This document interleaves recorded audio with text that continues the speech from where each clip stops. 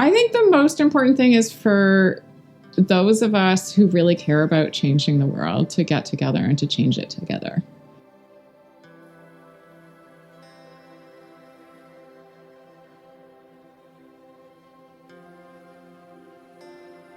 My name is Anouk Bertner, and I am a member owner of ProCo Cooperative, and I was the former executive director at Eco Equitable. I'm originally from Vancouver, and I moved to Montreal to go to school. I went to McGill for a bachelor in physiology, and then I did a business degree there too. So I currently live in Ottawa, Ontario.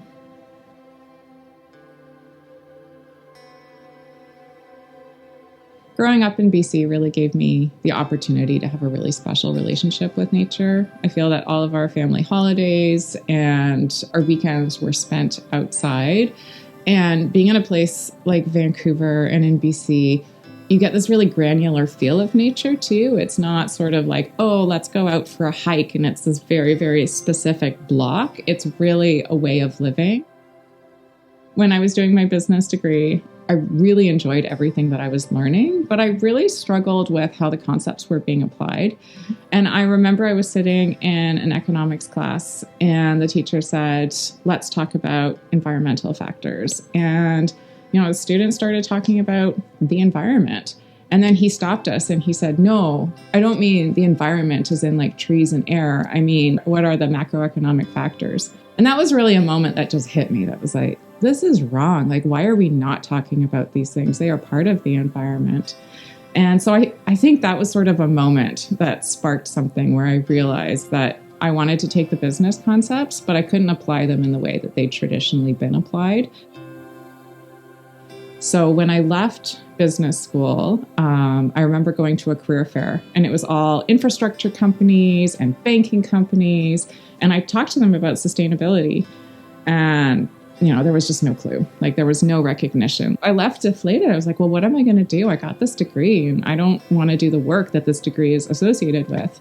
But I was really lucky. I found an organization called The Natural Step. The original organization is headquartered in Sweden, and that's where it was founded. And they had a Canadian office here in Ottawa. So that's when I moved from Montreal here to Ottawa, and I worked for The Natural Step for 7 years. So I started off as a communications intern. That was really the beginning. And then from then on, I became communications coordinator and then communications manager. And then I worked with the international organization. I was the recipient of an Eco Canada grant at The Natural Step, and it really allowed them to hire me. I remember I started my internship with them, and we were all sort of waiting for the paperwork to come through. It's like, will we receive this grant, and will I be able to stay on with The Natural Step? And so we did receive it, and that's really, what launched that part of my career.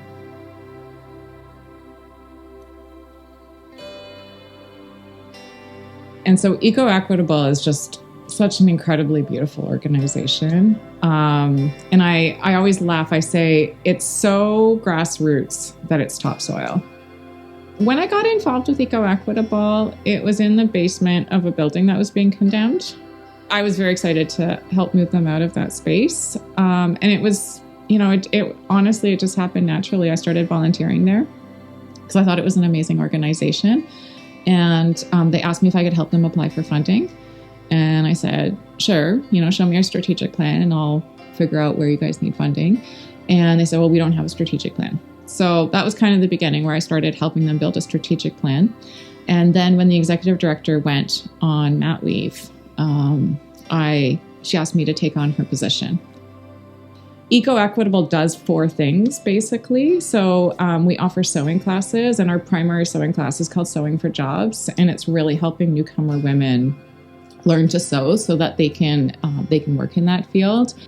We also offer textile recycling, which is one of the only places in Ottawa where textile recycling is possible. And we recycled over 10,000 pounds of textiles every year. We had small scale manufacturing where we would make conference bags and different types of corporate swag. So we tried as much as possible to use local materials for that. And in addition, it's one of the few places where people could buy something that was made in Canada. So it's very hard in that market to buy made in Canada products. So when I was at Eco Equitable at the beginning, it was a fairly small organization. I had the opportunity to help them grow, so help them apply for funding, help them grow the social enterprise components. We had, I think, 3 clients, and none of them came back for repeat business. By the time I left, we had about $400,000 in annual revenues from our social enterprise.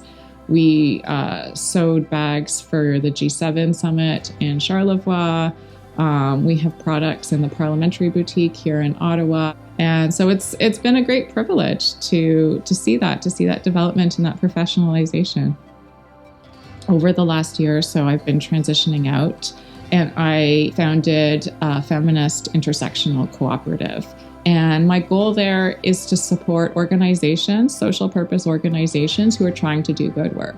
So whether that is in the environment, whether that's in anti-racism, whether that is in anti-colonialism and reconciliation, those are the spaces where I'm working right now. I think when you're a young person starting out, it's really hard because you think you have all the answers.